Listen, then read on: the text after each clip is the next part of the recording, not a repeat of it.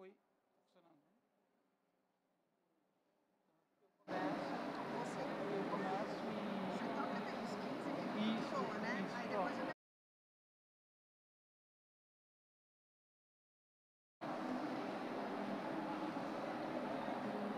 Oi, pessoal, tudo bem? Boa tarde. Meu nome é Joel Corrêa, tá? Eu sou líder de um time de resposta a incidente, né? É um time de elite que trabalha nos maiores incidentes de segurança cibernética que a gente teve no país. Aí, se vocês olharem nas mídias, os grandes, maiores, as maiores empresas que ficaram fora durante algum tempo aí, era meu time que estava lá ajudando, ou presencialmente, ou fazendo consultoria para um time que estava em campo. Tá? Nesse momento, parte do meu time está ajudando uma empresa no Rio de Janeiro que sofreu um incidente cibernético há poucos dias. Tá? O nosso time é, como eu falei, um time de elite, são pessoas escolhidas a dedo, né, com bastante conhecimento de mercado. Então, vocês podem ver, barba branca, é normal do time, todo mundo já tem uma experiência de vida, já passou por muita coisa, né, e como eu, tem aí mais de 20, alguns mais de 30 anos de experiência com isso. Tá? E o nosso objetivo é ajudar empresas a retornarem das cinzas. Né? Geralmente, elas sofrem um ataque cibernético quando não estão esperando, e às vezes estão esperando.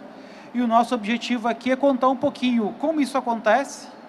E eu vou trazer dois cases aqui, até são cases emblemáticos, em função de relação com pandemia, mudança de cenário atual.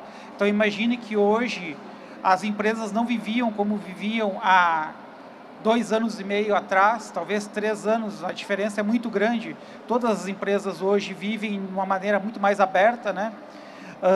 E na nossa vida pessoal, não sei se vocês perceberam, a gente começou a ser atacado, não sei se alguns de vocês já receberam, mas muita gente me liga perguntando: recebi um e-mail de alguém que me disse que me gravou durante 1 mês e agora está me cobrando para não divulgar os meus vídeos e as informações que eu tenho no meu computador. O que eu faço?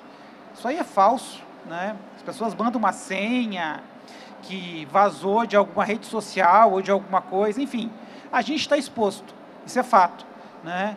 E assim como as pessoas estão expostas, as empresas estão expostas, não tem jeito, né? Porque as empresas são o reflexo das pessoas. A Paula vai falar um pouco disso. Vamos lá, então.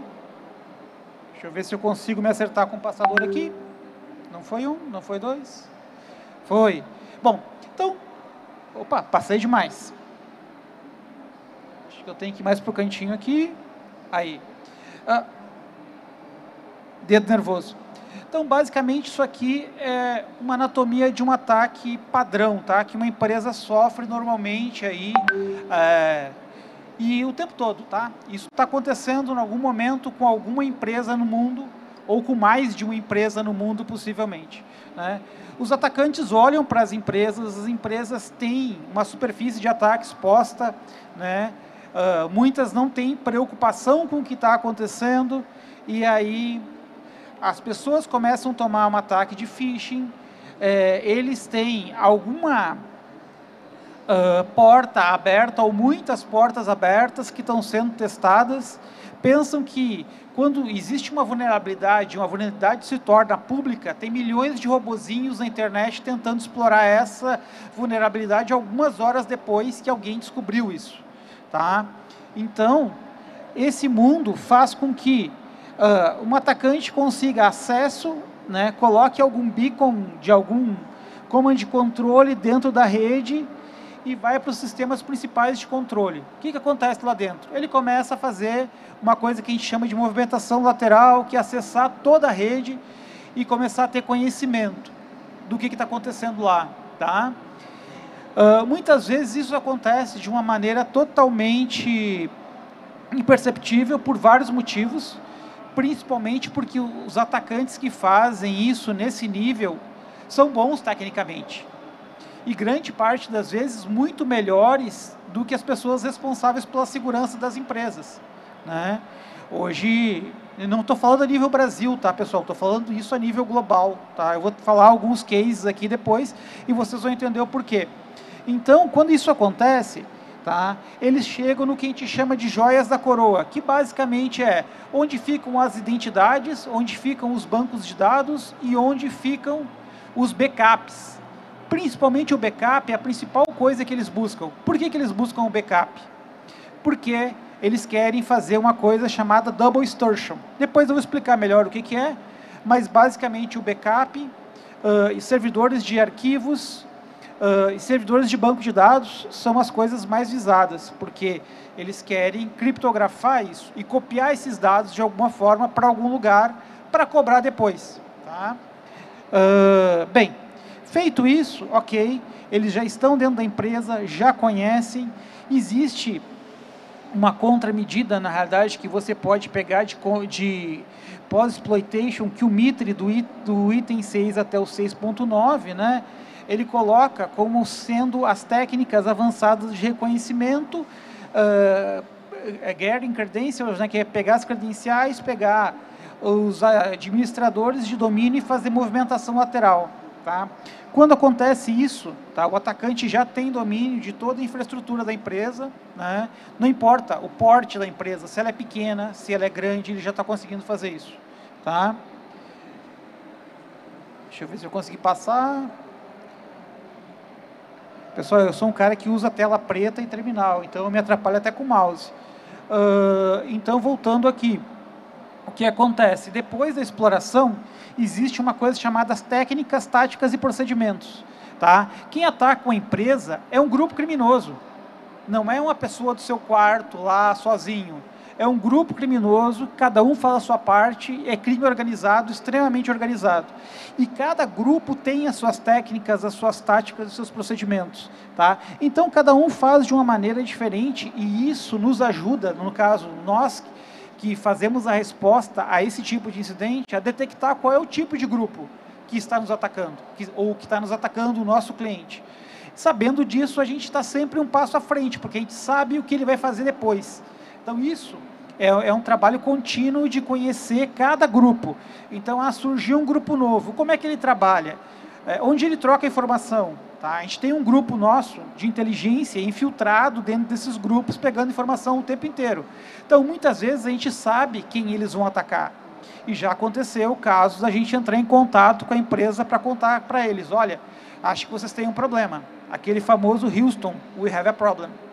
Né? E o atacante está em curso, o ataque está em curso lá dentro e às vezes a gente consegue frear isso antes. Tá? Bom, não entrando muito no técnico aqui, que às vezes é difícil no meu caso, vou contar um pouquinho de alguns cases. Tá? Esse é um case de um ataque de um ransomware chamado Nephilim. Né?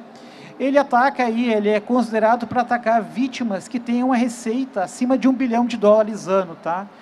É dinheiro, pessoal, a gente está falando aqui de crime, a gente não está falando aqui de nada além de crime. Tá? Então, aparece essa telinha aqui para a pessoa que foi atacada, para a empresa que foi atacada, com os e-mails de contato para que ela consiga rever seus dados de volta.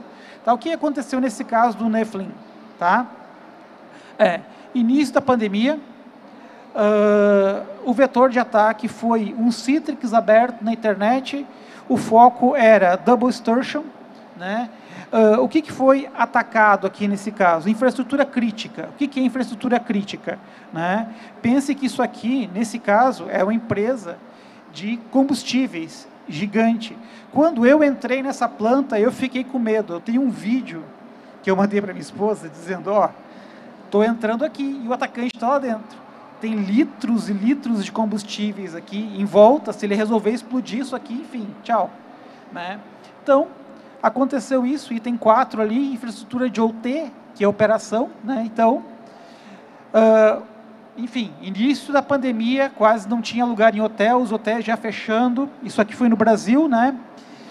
Ponto crítico, equipe não estava preparada.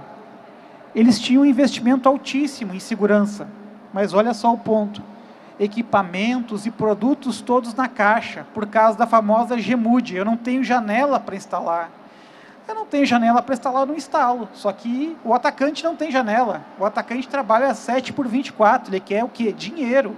Ele não quer saber se vai ter Gmood, ele quer saber que ele vai ganhar acesso e vai tocar. Então, o que acontece? Nesse caso, os equipamentos estavam na caixa, nos ajudou demais, porque a gente rapidamente, em menos de 12 horas, a gente montou uma espécie de um SOC, que é um Centro de Operação e Controle, dentro da empresa, usando os equipamentos que eles já tinham dentro da caixa. Tá? Foi uma coisa de tempo recorde, bem improvisado, mas a gente começou a ter visibilidade, a gente começou a espalhar EDR por dentro da empresa e começou a entender o que estava acontecendo. A gente pegou um sample desse atacante, entendeu qual era o atacante, e aí a gente conseguiu tomar a frente do ataque e começar a conter. Eles estavam pedindo um resgate de 10 milhões de dólares, tá? Nesse caso aqui, e eles tinham alguma coisa perto de 30 GB de dados dessa empresa, de informações importantes que eles diziam que iam disponibilizar na internet, tá? Então, depois de 22 dias, a empresa retornou à operação normal, tá? Eles não pagaram, tá? Eles não pagaram isso, mas em prejuízo que eles tiveram, como ela é uma empresa de combustível, deve ter tomado multa, porque não deve ter fornecido o que deveria fornecer, possivelmente gastou mais que o resgate, mas mesmo pagando o resgate, você vai estar dando dinheiro para criminoso, e por outro lado você tem um outro problema. Ele não tem garantia nenhuma que vai acontecer. Próximo case aqui, esse case também é bem emblemático aqui. Deixa eu tentar passar aqui, não estou conseguindo. Vamos. Passou. Opa, passei demais. Vou tentar chegar mais perto. Aí foi. Esse aqui é um outro caso, né, do ransomware Maze. Mesma telinha aí, só muda as características. Como eu falei, cada um tem suas táticas, técnicas e procedimentos. Nesse caso aqui, vinha essa telinha preta, que até que dá mais medo nas pessoas, né? Também, só que assim aqui foi no pico da pandemia. Eu estava em casa, aí meu chefe me liga, eu tinha que tomar banho. Eu sou conhecido na empresa por não dormir direito, então eu vou dormir lá pelas 4 da manhã, 4h30, e lá pelas 7, 8 horas eu estou de volta ao mundo. Então, geralmente as pessoas me encontram no horário alternativo, e ele achou estranho, eu tinha que tomar banho, enfim, ele não me encontrou, logo retornei para ele, está tudo bem? E eu, não, está tudo bem. Daí ele assim, tem um cliente, esse cliente a gente tinha acabado de entregar um report para ele no dia do ataque, dizendo que ele tinha problemas técnicos graves. E ele estava discutindo pessoas para resolver o problema, porque ele tinha problema financeiro, ele não queria investir nisso nesse momento. Não porque fosse uma empresa pequena, muito pelo contrário, uma empresa muito grande. Tá? A gente teve que ir de jatinho para lá, porque não tinha avião nesse lugar. Então, os aeroportos estavam todos fechados, a empresa mandou um jatinho. O vetor do ataque foi um JBoss vulnerável, foi um ataque de double extortion, né? Comprometeu a área de TI. A gente tinha entregue esse report para eles, então, dizendo que, vocês têm problemas graves e vocês podem ser explorados a qualquer momento. Eles tinham um report nosso sobre isso, e mesmo assim eles tomaram um ataque logo depois. Tá? De novo, um item importante ali, guardem isso, a equipe sem preparo para um ataque. A Paula vai falar sobre isso logo depois, que é um dos principais problemas que acontecem. Tá? Crise, terror e pânico. Baixo investimento, nesse caso aqui, eles não tinham investido em segurança, não tinham nenhuma visão do que precisava, a gente estava tentando até ajudar eles, né? Eles estão pedindo um resgate relativamente baixo, assim, para o tamanho da empresa, 5 milhões de dólares. A empresa ficou 16 dias fora, e um fato curioso, né? Eu cheguei, eu saí de São Paulo, essa empresa, eu não vou poder dizer o lugar, porque vocês vão correlacionar e vão descobrir com a empresa, porque está na mídia, mas é uma empresa aí no Brasil. Aí o jatinho chegou, eu peguei um carro, levou mais uns 40 minutos da onde o avião desceu até a empresa. O dono da empresa me recebeu, perguntou em quanto tempo eu volto. Aí eu falei, olha, não tenho nem ideia, porque eu não sei o impacto, mas eu diria que minimamente uns 15 dias. Daí ele falou, 15 dias eu vou à falência. Eu, não, calma, A gente volta o que é prioritário e depois vê, mas primeiro a gente tem que parar o ataque em curso. Tá? Então, é isso, pessoal. Eu vou passar para a Paula aqui, ela vai contar como é que a gente consegue resolver essas coisas de fato. Legal. O paciente. Oi, pessoal, boa tarde. Meu nome é Paula Papes, eu sou colega do Joel na empresa, em uma outra área, mais focada na parte de gestão de segurança, né? E realmente, reforçando o que ele já passou, né?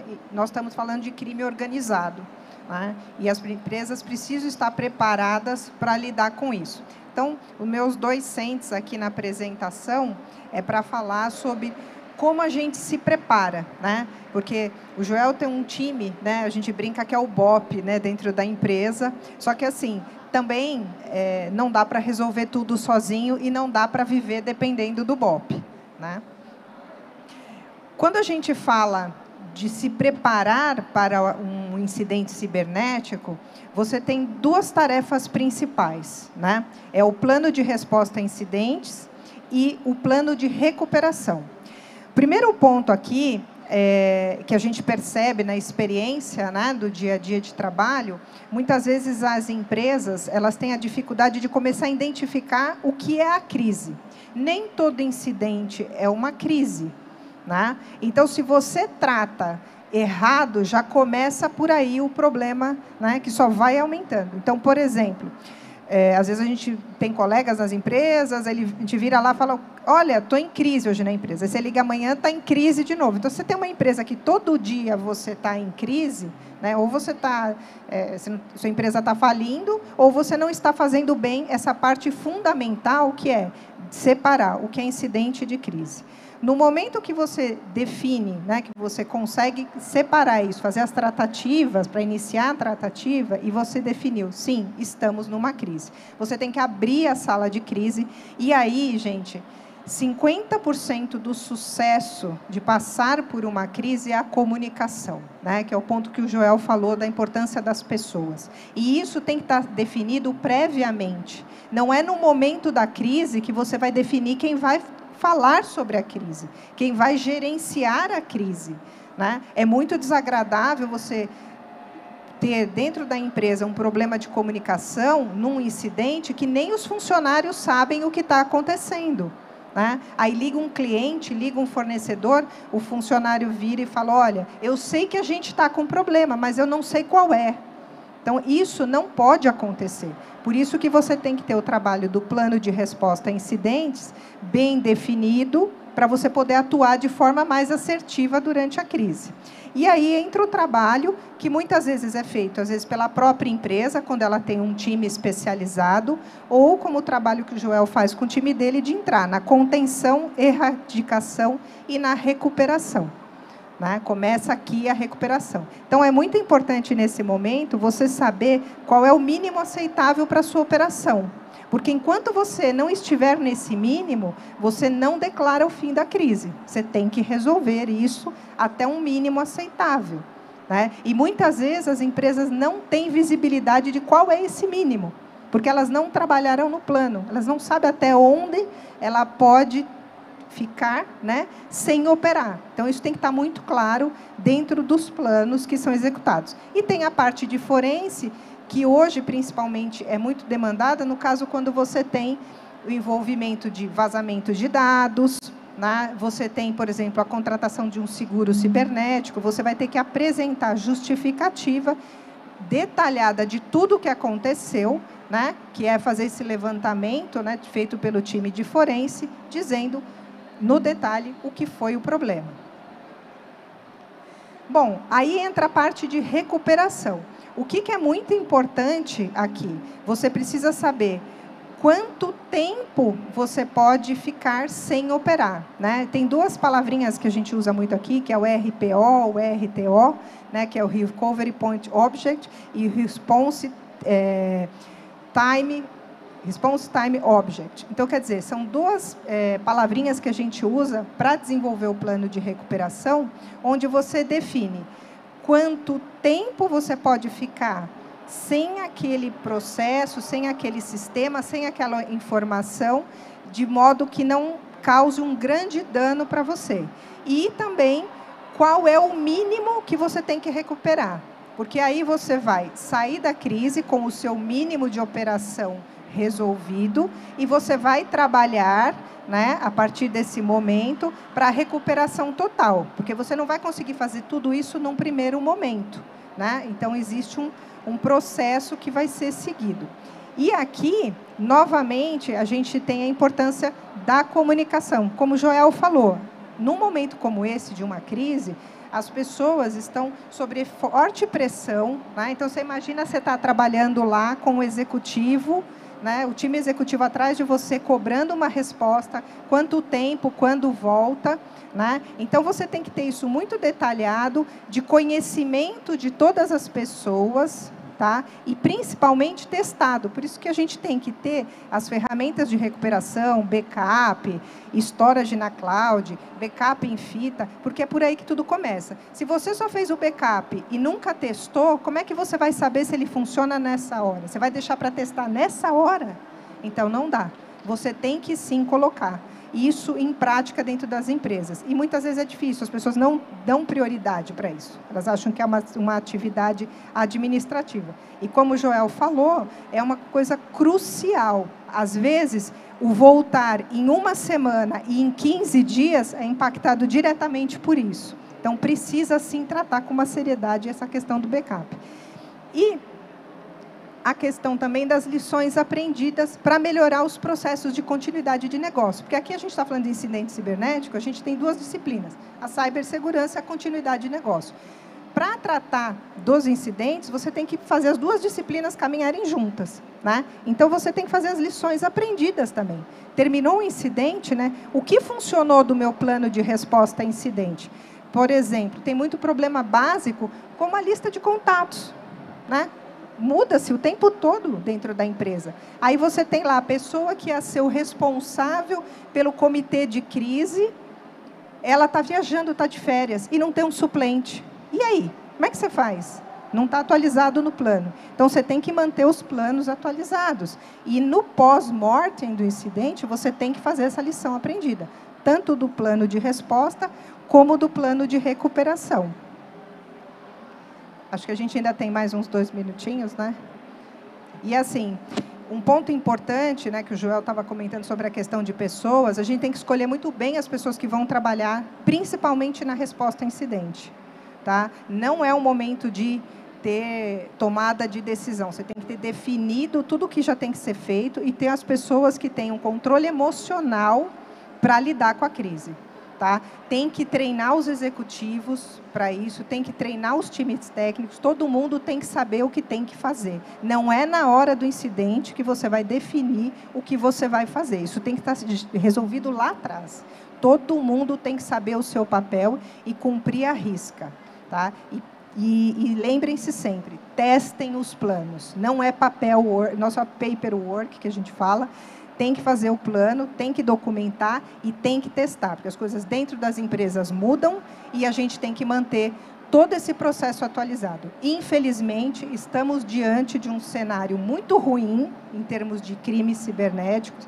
Eu vi recentemente, acho que a semana passada, um relatório dos auditores internos de uma associação na Europa, de auditores internos de empresas, onde eles colocavam como número 1 de risco para a empresa a cibersegurança. Então, se você não está preocupado com isso dentro da sua empresa, principalmente em estar preparado, porque a questão não é se você vai ser atacado, é quando. Então, se todas as suas defesas falharam e a gente não tem como garantir segurança 100%, você tem que estar preparado para esse momento. E, infelizmente, né, é uma realidade. Essa semana, inclusive, circulou no grupo da gente uma notícia a respeito de um ataque a um hospital onde uma criança recebeu 5 vezes mais a dose do medicamento que tinha sido prescrito, porque o hospital estava sob ataque, o sistema estava inoperante e erraram a dosagem. Então, por uma sorte, a criança não morreu. Então, assim, estamos falando de uma situação de risco de vida, né? As pessoas podendo ser levadas à morte, e de danos muito grandes, como o Joel falou. Você tem ataques à infraestrutura crítica que podem gerar danos catastróficos que a gente nem pode imaginar. Bom, era esse os meus 2 cents. Obrigado e cuidem das suas empresas. Pessoal, não sei se a gente tem algum tempo para pergunta ainda. Acho que não, né?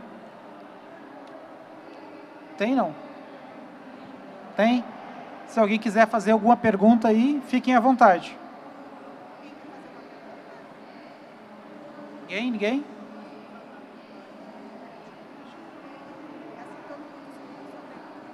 Quais são os ataques mais comuns? Bem, o de Double Extortion, que eu falei, é o que dá mais dinheiro para o atacante, né, porque ele tem 2 formas de te pedir o dinheiro: para te devolver os teus dados, que ele criptografou, e para você evitar que o teu dado se torne público. Muitas vezes você não sabe qual dado que tem lá, e aí, assim, existe um número de empresas que a gente sabe que acaba pagando por isso, justamente porque não sabe, não tem o controle do que vazou. Um dos nossos trabalhos é tentar mapear isso também, o que vazou, né? Então, esse aí é o que mais acontece, tá? Outros tipos de ataque que acontecem é roubo de informação, mas aí é um ataque que não é detectado, ele é totalmente indetectável. O atacante entra na empresa, pega a informação e leva embora. Uma coisa que tem acontecido bastante é forçar empresas a caírem o valor na bolsa.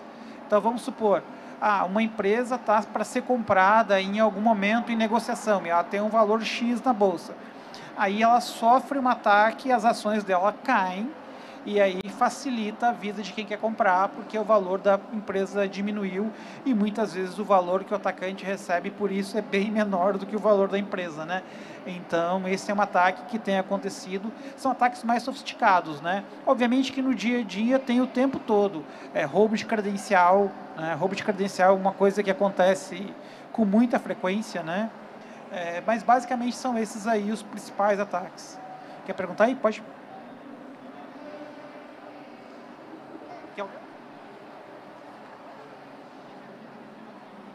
No primeiro case, você comentou que a empresa acabou gastando mais do que o resgate. Sim. A minha dúvida é muito comum as empresas pagarem o resgate nesses casos? Eu diria que em torno de 30% a 40% das empresas pagam, tá? A gente tem um caso icônico aí, que é de conhecimento público, de uma empresa americana, que é a Colonial Pipeline, que quando teve o ataque, parou o fornecimento de combustível para toda a costa oeste americana, e isso foi catastrófico, né, lá. Eles pagaram. Mas qual é o problema de pagar de fato? Mesmo você pagando, você não garante que você retorna mais rápido. Então, quando você paga para um atacante, e o atacante ele tem, entre aspas, uma ética de cumprir, porque ele não quer queimar o seu nome, né, no mundo do crime, então, porque o próximo, se ele não entregou, a próxima vítima não vai pagar, então ele fica queimado. Então, em torno de 30% a 40% paga, mas o problema é, para decriptografar o dado, muitas vezes demora tanto tempo, que às vezes é mais rápido retornar um backup. Porque para criptografar é mais rápido, para decriptografar muitas vezes demora mais, né? Então, isso é um problema. Uma vantagem, muitas vezes, de pagar é quando a empresa não consegue mapear qual foi o dado que vazou. Então, eles acabam pagando para saber muito mais o que dado que vazou e se precaverem disso a níveis de jurídicos, seguros, esse tipo de coisa, declarar para órgãos de controle o que vazou, porque muitas vezes eles não sabem, né? Então, esse é um dos pontos. Mas a resposta para a tua pergunta é de 30% a 40% paga. Mais alguém, pessoal? Ninguém mais? Obrigado aí, pessoal. Obrigada. Tudo bom aí?